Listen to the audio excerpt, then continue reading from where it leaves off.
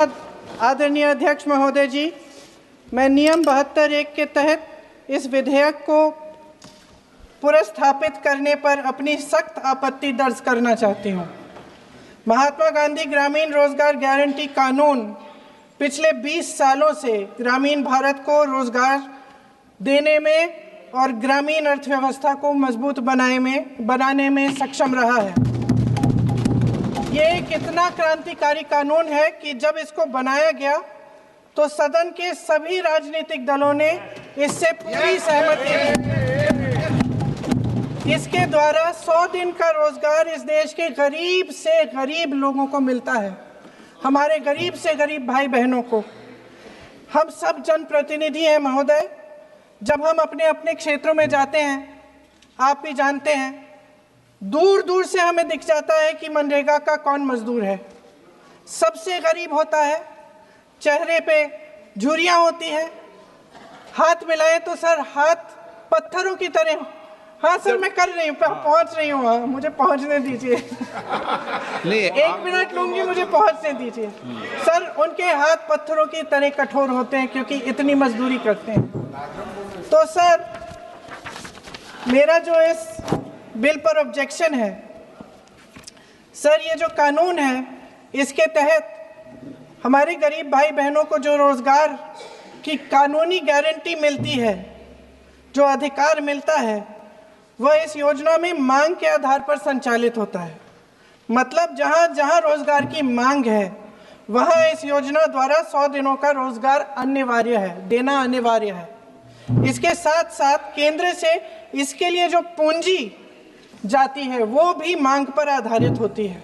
यानी कि इस योजना के लिए जितने पैसे जहां भेजने हैं, कितने भेजने हैं, वह जमीनी परिस्थितियों पर आधारित होता है और मांग के आधार पर निर्धारित होता है। सर इस विधेयक की अनुसूची 1 में उपनियम 4(1) और 4(2) द्वारा केंद्र को इजाजत दी गई है कि वह पहले से ही निर्धारित कर लें कि कितनी पूंजी कहां भेजी जाएगी। इससे संविधान के 73वें संविधान संशोधन को नजरअंदाज किया जा रहा है।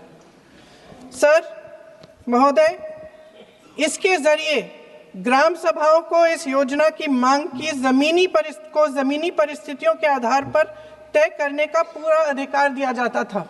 आज वो अधिकार कमजोर किया जा रहा है। सर आखिर बात है, एक मिनट, जब आप इस पे पूरी डिटेल चर्चा हो तो आप डिटेल बोलना। इस पे आपकी पार्टी शुरुआत है सर, अभी शुरुआत है। सर जो हमारे संविधान की जो मूल भावना है कि हर एक व्यक्ति के हाथों में शक्ति होनी चाहिए, वही मूल भावना पंचायती राज में है और उस मूल भावना के विरोध है ये जो अधिनियम जो ये विधेयक आ रहा है। सर इस विधेयक के जो प्रबंधन है, जिससे रोजगार का जो अधिकार है, कानूनी अधिकार है, वो कमजोर हो रहा है, वो हमारे संविधान के विपरीत है। सर ये हमारे इसी सदन ने ये कानून बनाया और इसी सदन ने ये अधिकार जनता को दिया है। ओके। सर एक और है, सर महात्मा गांधी मनरेगा में 90% अनुदान केंद्र से आता था। इस विधेयक द्वारा ज्यादातर प्रदेशों में अब 60% आएगा, इसको घटाया गया है। ओके। सर इससे प्रदेशों की अर्थव्यवस्था पर बहुत भार होगी और खास तौर से ये वे प्रदेश जिनकी अर्थव्यवस्था पहले से ही केंद्र की ओर से जीएसटी के बकाये के इंतजार में है। ओके, माननीय सदस्य। हो गया सर इस विधेयक द्वारा केंद्र का नियंत्रण बढ़ाया जा रहा है और जिम्मेदारी घटाई जा रही है। सर जो 100 दिन का अधिकार आपने 125 करने की बात की है, लेकिन इसमें वेतन की बढ़ोतरी, आपकी जो मजदूरी की बढ़ोतरी है, इसकी कोई बात नहीं है। माननीय सदस्यों, सर ये सही बात है कि अभी तक जो बकाया है वो ही पूरा नहीं हुआ है। माननीय सदस्य गणों, मैं आपसे सर आखिरी बात ये है सर कि हर योजना का नाम बदलने की जो सनक है ये समझ में नहीं आती है। सर जब जब ये किया जाता है तो सरकार केंद्र को पैसे खर्चने पड़ते हैं। माननीय सदस्यों, मैं आपसे आग्रह करता हूं, ये सर आप पोस्टर रख दे नीचे। मैं ये रख दूं? नहीं, आप पीछे वाले माननीय सदस्य,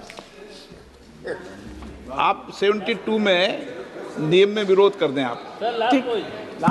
सर आखिरी पॉइंट है कि बिना चर्चा के, बिना इस सदन की सलाह लिए इस तरह से जल्दी में विधेयक को पास नहीं होना चाहिए।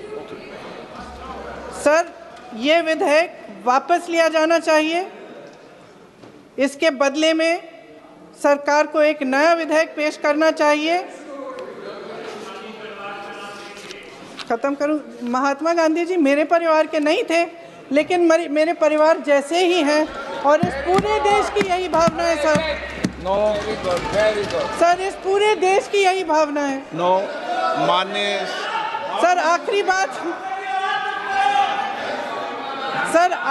बात यह है कि गहन जांच पड़ताल और व्यापक चर्चा के लिए इसे कम से कम स्थायी समिति के पास भेजा जाना चाहिए और कोई विधायक किसी की निजी महत्वाकांक्षा, सनक और पूर्वाग्रहों के आधार पर न तो पेश होना चाहिए और न ही पास होना चाहिए।